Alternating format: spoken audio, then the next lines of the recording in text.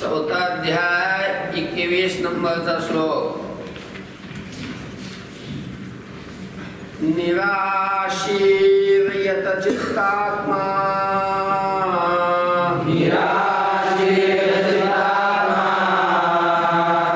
यक्त सर्व परिग्रह शारीरं केवलं कर्म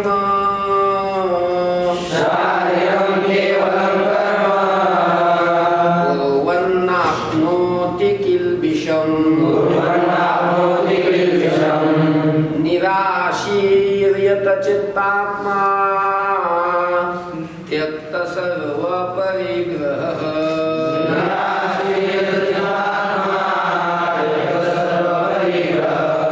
शारीरं केवलं कर्म कुर्वन्नाप्नोति किल्बिषम्.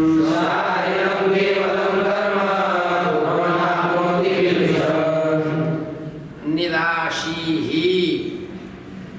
यत चित्तात्मा त्यक्त सर्व परिग्रह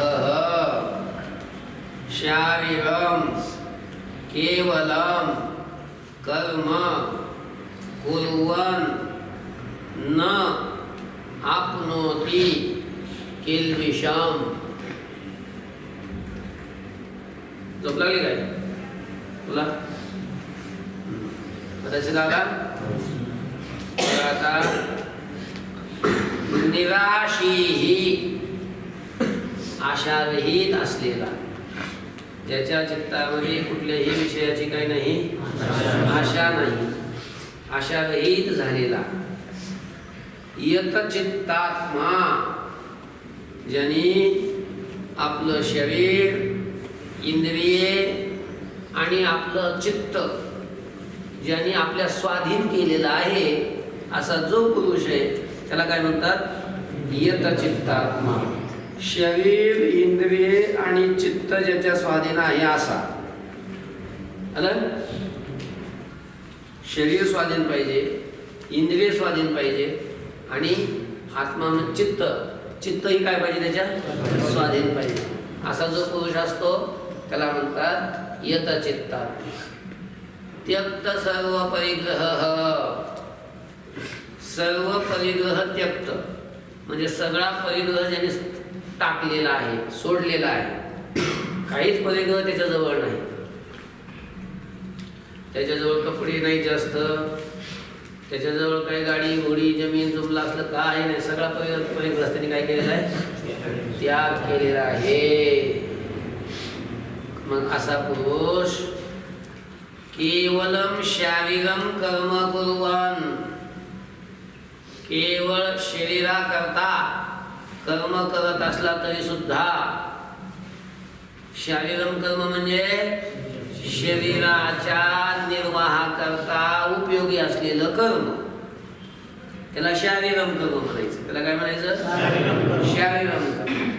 म्हणजे आता शरीराच्या उपयोगाला, म्हणजे आता खावं तर लागेल का नाही शरीराला, मग त्याच्यासाठी मधुकरीत आणावं लागेल का नाही, फडकं तर धुवा लागेल का नाही, मधुकरीत तर जावं लागेल का नाही, ते घेऊन तर यावं लागेल का नाही, जेवायला ताट तर धुवा लागेल का नाही, ताटात वाढून तर घ्यावं लागेल का नाही.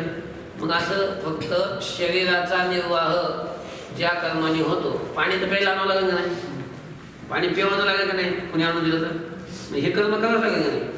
केवळ शरीराकरता कर्म करतो,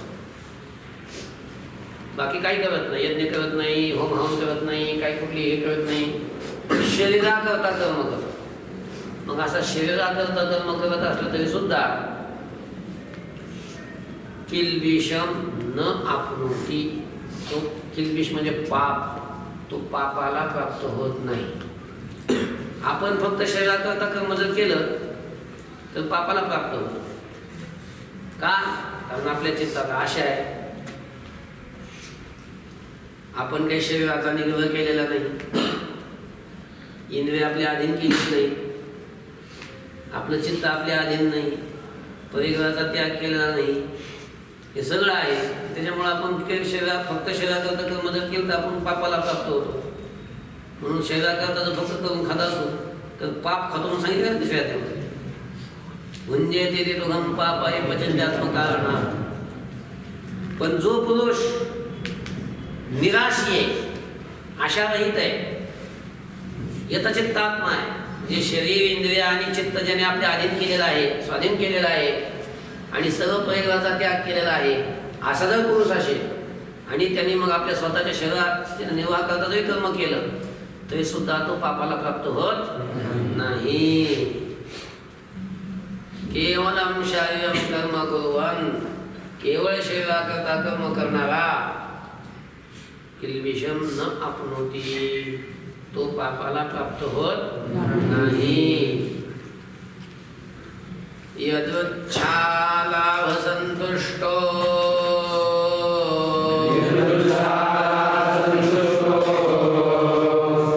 द्वन्द्वातीतो विमत्सरः समसिद्धावसिद्धौ च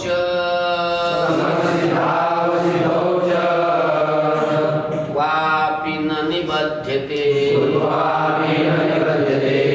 यदृच्छालाभ संतुष्टो द्वन्द्वातीतो विमत्सरः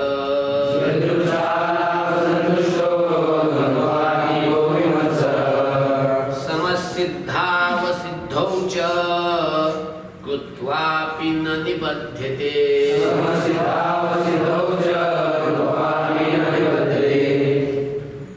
यदृच्छालाभ संतुष्टः द्वन्द्वातीतः विमत्सरः समः सिद्धौ असिद्धौ च कृत्वा अपि न निबध्यते. आला का पदच्छेद? बघा, यदृच्छालाभ संतुष्टः, जो संतुष्ट, जो पुरुष संतुष्ट, म्हणजे जो पुरुष बघा, ऐका, त्याला कर्मबंधन प्राप्त होत नाही, कर्म करून सुद्धा तो कर्माने बांधल्या जात नाही. कोणता पुरुष? जो संतुष्ट असतो. कधी संतुष्ट असतो? लग्नात नाही, लग्नात नाही, लाभ संतुष्ट, लाभ झाल्यावर संतुष्ट असतो. आता मग लाभ झाले तर सगळे संतुष्ट असतात, तसं नाही. यदृच्छा लाभ संतुष्ट, काय यदृच्छेनं लाभ झाला, प्रारब्धाने जो आपल्याला लाभ झाला त्याच्यातच तो संतुष्ट असतो. आपलं कसं असतं, आपल्या प्रारब्धाने जे आपल्याला मिळतं त्याच्यात संतुष्ट नसतो आपण, अजून काहीतरी मिळावं, अजून ते पण मिळावं असं वाटत असतं. मग याला संतुष्ट म्हणत नाही, याला असंतुष्ट म्हणतात. याला काय म्हणतात? जेवढं आपल्याला प्राप्त झालेलं आहे, जेवढं आपल्याला मिळालेलं आहे आपल्या प्रारब्धाने, तेवढ्यात आपण संतुष्ट असतो का? नाही. पण जो पुरुष यदृच्छेनं प्राप्त झालेला जो लाभ, त्या लाभाने संतुष्ट होतो. कळलं का? त्याला म्हणतात यदृच्छा लाभ संतुष्ट. द्वंद्वातीत, द्वंद्वातीत असतो. द्वंद्व म्हणजे जोडी. द्वंद्व म्हणजे काय? जोडी. कोणती जोडी? नवरा बायकोची नाही, इथं विरोधी असलेली जोडी, समान ताकदीची विरोधी असलेले दोघ जण. कोण कोण? सुख दुःख. सुख पण काही कमी ताकदीचं नाही, दुःख पण काही कमी ताकदीचं नाही. ही परस्परी विरोधी जोडी आहे दोघांची, हे का नाही? सुख आणि दुःख याला द्वंद्व म्हणतात. मान अपमान, निंदा स्तुती, ह्या जोड्या आहेत, याला द्वंद्व म्हणतात. त्यांना काय म्हणतात? द्वंद्व. आणि जो द्वंद्वातीत झालेला आहे, म्हणजे ज्याला सुख आणि दुःख सारखं वाटतं, ज्याला जो सुखाला आणि दुःखाला सारखं समजतो, सुख दुःख समान, सगळं जीवांचा, याला द्वंद्वातीत म्हणतात. निंदे कोणी मावी, वंदे कोणी पूजा करी, माझे हे नाही ते नाही, वेगळा दोही पासूनी. कोणी निंदा करा नाही तर कोणी मारा, कोणी वंदन करा नाही तर कोणी पूजा करा. जो कोणी निंदा केली ती निंदा पण घेत नाही, कोणी पूजा केली तर ती पूजा पण घेत नाही, कोणी स्तुती केली स्तुती स्वीकारत नाही. असा जो आहे त्याला म्हणतात द्वंद्वातीत. म्हणजे कोणी निंदा केली तर त्याला वाईट वाटत नाही, आणि कोणी या महाराज या महाराज महाराज म्हणजे आमचे तुकाराम महाराज अवतार आहे असं जरी म्हटलं तरी त्या स्तुतीनं सुद्धा तो काय होत नाही, हुरळून जात नाही. असा म्हणजे निंदेचा आणि स्तुतीचा ज्याच्यावर परिणाम चित्तावर होत नाही त्याला द्वंद्वातीत म्हणतात. त्याला काय म्हणतात? द्वंद्वातीत म्हणतात. सुख प्राप्त झालं, दुःख प्राप्त झालं, सुखाच्या वेळी त्याला काय वाटत नाही, दुःखाच्या वेळेला त्याला काय वाटत नाही. असा जो आहे त्याला काय म्हणतात? द्वंद्वातीत असा पुरुष. यदृच्छनं जे प्राप्त झालं त्याच्यात संतुष्ट असणारा. द्वंद्वातीत म्हणजे द्वंद्व आणि द्वंद्वाच्या पलीकडे गेलेला, द्वंद्वातीत झालेला. सुख दुःखाचा त्याच्यावर काही परिणाम होत नाही, निंदा स्तुतीचा त्याच्यावर काही परिणाम होत नाही असा तो, त्याला काय म्हणतात? द्वंद्वातीत म्हणतात.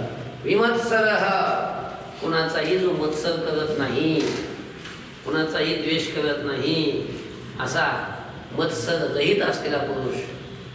सिद्ध च असिद्ध समह. सिद्धी आणि बघा, सिद्धी प्राप्त झाली किंवा नाही प्राप्त झाली, त्या सिद्धीच्या वेळी आणि असिद्धीच्या वेळी.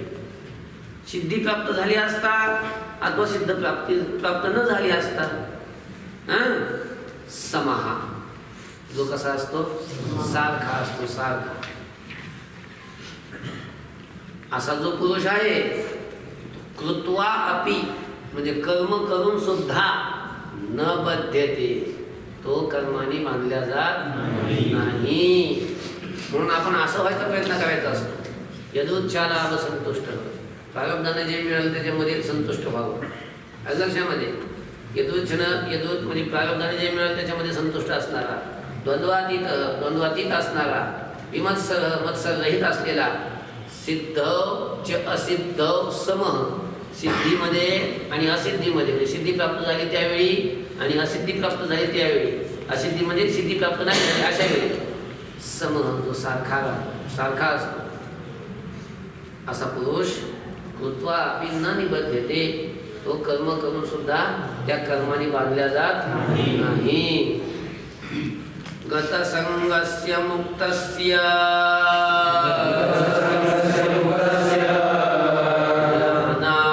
ज्ञानावस्थितचेतसः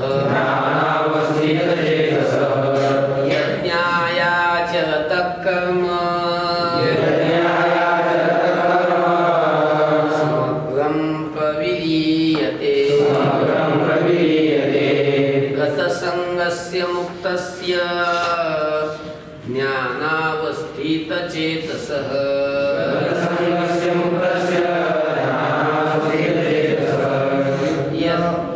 यज्ञायाचरतः कर्म समग्रं प्रविलीयते.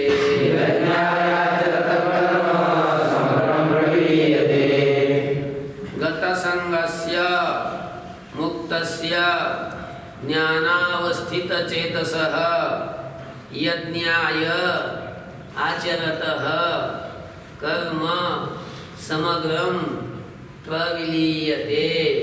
ऐका आता. गतसंगस्य, ज्याची आसक्ती निघून गेलेली आहे चित्तातून, ज्याच्या चित्तामध्ये काही नाही आता आसक्ती राहिलेली नाही असा जो पुरुष आहे, ज्याच्या चित्तात आसक्ती नाही, निघून गेलेली आहे, मुक्तस्य, आणि त्यामुळं जो कर्मबंधनातून काय झालेला आहे, मुक्त झालेला आहे, अशा पुरुषाचं कर्म सगळं विलीन होतं, नष्ट होतं. म्हणजे ऐका, म्हणजे या पुरुषाने कर्म जरी केलं तरी ते कर्म नष्ट होऊन जातं किंवा विलीन होऊन जातं.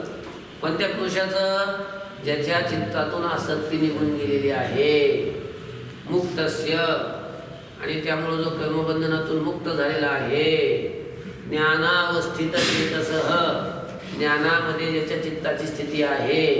आपल्या चित्ताची स्थिती कुठं असते माहिती आहे का? मोबाईलमध्ये. बरोबर आहे की नाही?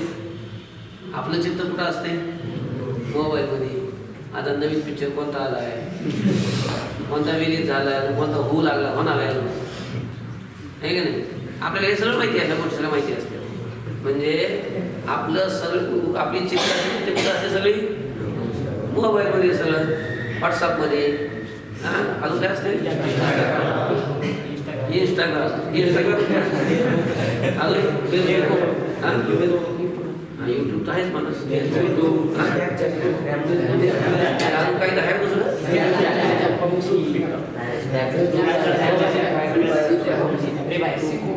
तुम्हाला बरंच माहिती देत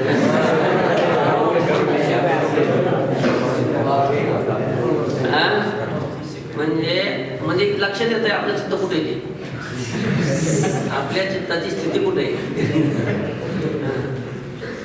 तर ज्या पुरुषाच्या चित्ताची स्थिती कुठं असते, ज्ञानामध्ये असते. ज्ञानावस्थित चेतस, ज्याची या चित्ताची स्थिती ज्ञानामध्ये आहे.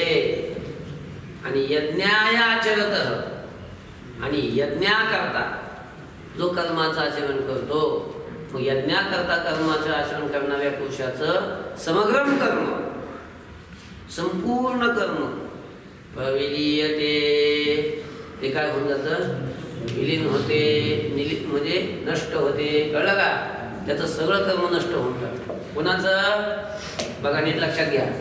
ज्याच्या चित्तातून आसक्ती निघून गेलेली आहे, जो कर्मबंधनातून मुक्त झालेला आहे, ज्याची चित्ताची स्थिती ज्ञानामध्ये आहे किंवा ज्ञानामध्ये ज्याच्या चित्ताची स्थिती आहे, आणि यज्ञाय आचरत म्हणजे यज्ञाकरता म्हणजे ईश्वर प्रीत्यर्थ जो कर्म करतो, मग अशा पुरुषाचं यज्ञाय आचरत, यज्ञाकरता कर्म करणाऱ्याचे समग्र कर्म, संपूर्ण कर्म विलीयते, विलीन होते, नष्ट होते. कळलं का? ब्रह्मार्पणं ब्रह्महविः, ब्रह्माग्नो ब्रह्मणाहुतं, ब्रह्मैव तेन गन्तव्यं, ब्रह्मकर्म समाधिना. ब्रह्मार्पणं ब्रह्महविः, ब्रह्माग्नो ब्रह्मणाहुतं,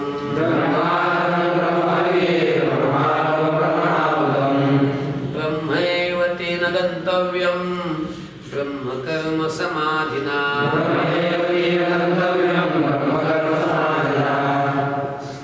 बघा आता दोनदा म्हणलं ना, ब्रह्म अर्पणम ब्रह्म हविः ब्रह्माग्नौ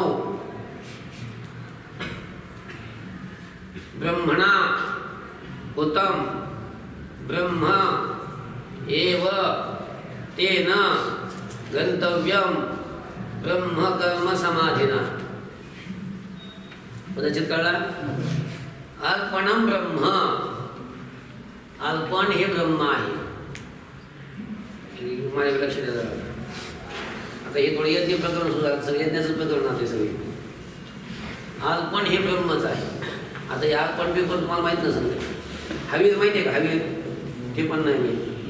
आता तुम्ही यज्ञ बघितला का? यज्ञ म्हण पद्धती केली का? कुठे कुठं कुठं पाहिजे तुम्ही? देवीच्या मंदिर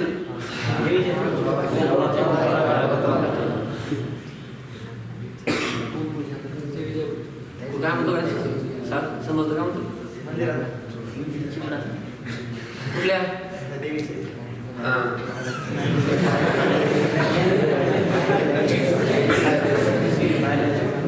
काय का? तर यज्ञ म्हटलं का मंडप असतो. काय असतो? मंडप असतो. मग त्या मंडपामध्ये असे ते कुंड केलेले असतात. यज्ञकुंड ज्याला म्हणतात. काय? पुन्हा तिथं काही असे त्या यज्ञामध्ये आहुत्या टाकायला द्रव्य ठेवलेले असतात. तूप असतं, तांदूळ असतात, तिळ असतात, असे वेगवेगळे काय असतात, बरेच पदार्थ असतात. असतात की नाही? तुपाला एक विशिष्ट पात्र असते. बघून नेऊन ठेवलेलं नसते. एक विशिष्ट पात्र असते आणि त्या पात्रात असं एक लांबका दांडा असलेलं एक, पुन्हा ते एक हे असते पळीसारखं आकाराचं. पळी नसते ती, पण पळीसारखा आकार असते बघा त्याचा. बघितलाच तुम्ही? हा हा, ते पळीसारखा आकार जे आहे ना, काय म्हणतात त्याला, मला नाव आठवणार. त्याला सुख म्हणतात. सुख काय म्हणतात त्याला? सुख. आणि ते तूप ज्यात ठेवलं त्याला सुरो म्हणतात. हे सगळे त्या क्षेत्रात नाव आहेत. हा काय झालं? आणि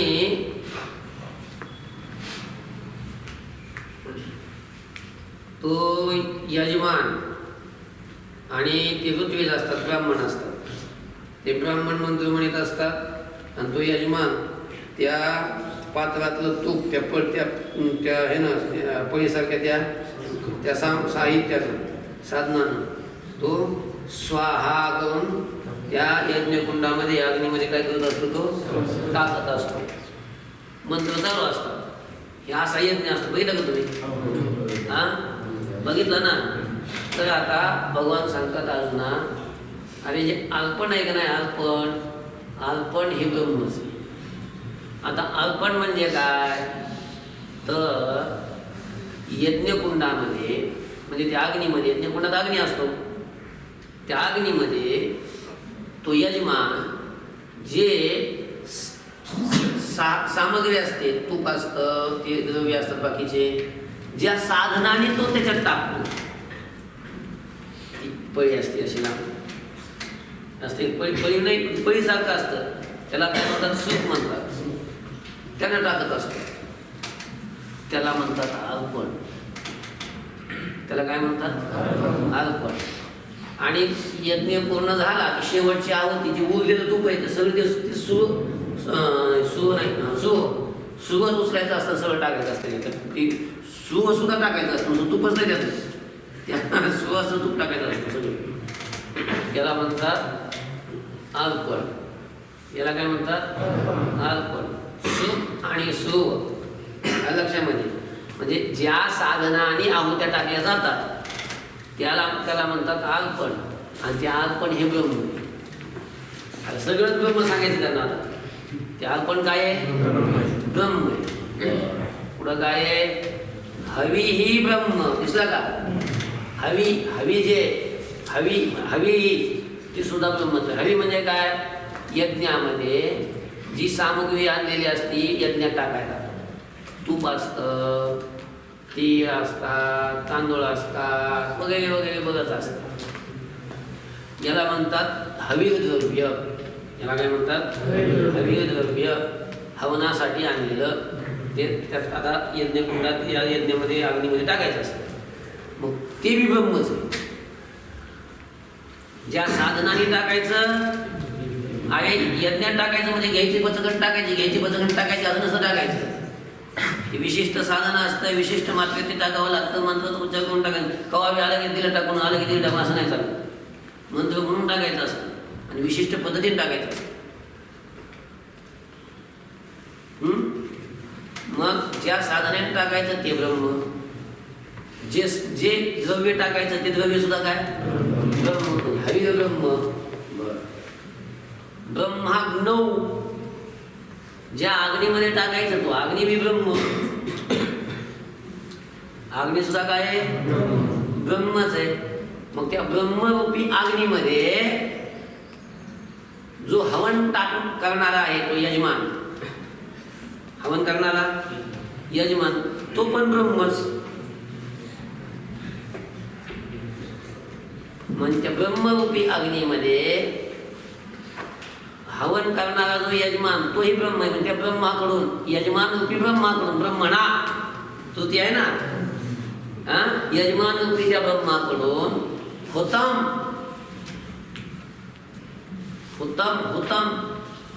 म्हणजे त्यातलं तूप घ्यायचं, ह्याच्यात टाकायचं, ह्याच्यात तूप घ्यायचं असते पळीत आणि त्या अग्नीमध्ये टाकायचं, मंत्र म्हणून टाकायचं, स्वाहा म्हणून टाकायचं. ही जी क्रिया आहे त्याला म्हणतात उत्तम. ती क्रिया सुद्धा ब्रह्मच. म्हणजे काय काय सांगितलं? हवीर द्रव्य अग्निकुंडामध्ये ज्या साधनाने टाकायचं ते साधन ब्रह्म म्हणजे अर्पणम ब्रह्म. हवीर ब्रह्म, जे द्रव्य टाकायचं ते द्रव्य ब्रह्म, हवीर ब्रह्म म्हणतात. आता ज्या अग्नीत टाकायचा तो अग्नि ब्रह्म. मग त्या ब्रह्मरूपी अग्नीमध्ये जो हवन करणारा जो यजमान आहे तो हे ब्रह्म. मग त्या ब्रह्मरूपी यजमानाकडून जे हे टाकण्याची क्रिया केली जाते त्याला हुतम म्हणतात. ती हुतम म्हणजे ती क्रिया सुद्धा काय ब्रह्मच. बर, ब्रह्म कर्म समाधीना सगळं कर्म ब्रह्म आहे. यामध्ये ज्याचे चित्त स्थिर झालेलं आहे, चित्त स्थिर होणं म्हणजे समाधी. चित्ताच्या स्थितीला काय म्हणतात? समाधी म्हणतात. मग अशा समाधीनं युक्त पुरुषाकडून, ज्ञानी पुरुषाकडून सगळं कर्म ब्रह्म आहे याच्यामध्ये ज्याचं चित्त स्थिर झालेलं आहे अशा ब्रह्मज्ञानी पुरुषाकडून गंतव्यम तेन, त्या पुरुषाकडून, तेन म्हणजे त्या पुरुषाकडून, कोणत्या? ब्रह्मकर्म समाधीना. सगळं कर्म हे ब्रह्म आहे लक्षामध्ये असं ज्याला ज्ञान आहे म्हणजे ही समाधी आहे ना. मग अशा त्या पुरुषाकडून तेन गंतव्यम ब्रह्मएव किंवा ब्रह्मएव गंतव्यम, ब्रह्मच गंतव्य आहे म्हणजे प्राप्त करण्याला योग्य आहे. कळलं का? आला अर्थ श्लोकाचा? दैवमेवापरे यज्ञं योगिनः परिपासते ब्रह्माज्ञावपरे यज्ञं यज्ञेनैवोपजुह्वति दैवमेवापरे यज्ञं योगिनः परिपासते ब्रह्माज्ञावपरे यज्ञं यज्ञेनैवोपजुह्वति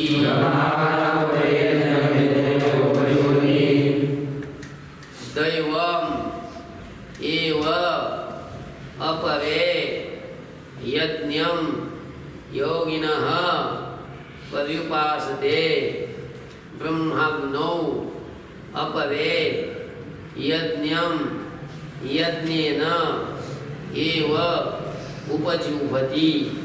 आलं का? आता बघा, अपरे, अपरे म्हणजे दुसरे काही योगी, दुसरे काही साधक. दैवम एव अपरे योगिनः असेल, अपरे योगिनः दुसरे काही योगी पुरुष. दैवम एव यज्ञं पर्युपासते. दैवम यज्ञम एव, दैव यज्ञाची उपासना करतात. ह्याची उपासना करतात? दैव यज्ञाची उपासना करतात. दैव यज्ञ म्हणजे देवतेची उपासना करतात. इंद्र, वरुण, अग्नी वगैरे असं. लक्षामध्ये अशा या देवतेची उपासना करतात, त्यांना पूजतात. अगं अपरे योगिनः दैवम यज्ञम एव पर्युपासते. दैव यज्ञाची उपासना करतात म्हणजे ज्या यज्ञामध्ये देवतेची पूजा केली जाते, देवतेच्या उद्देशानं आहुती टाकल्या जातात, अशी ती उपासना करतात. लक्षामध्ये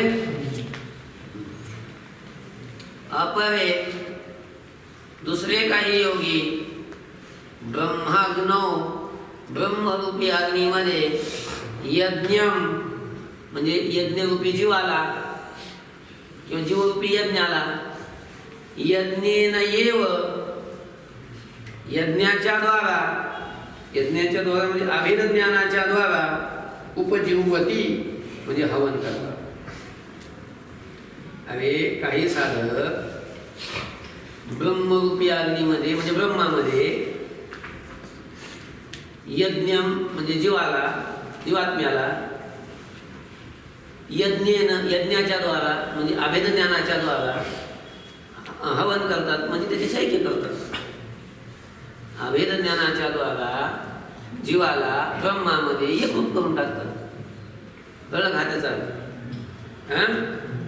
बघा अपरे दुसरे काही ब्रह्माग्नो ब्रह्मरूपी अग्नीमध्ये यज्ञम म्हणजे यज्ञ जीवरूपी यज्ञाला यज्ञेनं म्हणजे यज्ञाच्या द्वारा, कोणत्या यज्ञाच्या द्वारा? अभेद ज्ञानाच्या अभेद ज्ञान रूपी यज्ञाच्या द्वारा उपजीवती ते काय करतात हवन करतात ब्रह्मरूपी अग्नीमध्ये जीवाचं हवन करतात अभेद ज्ञानाच्या द्वारा हवन करतात कळलं का ओम शांती शांती शांती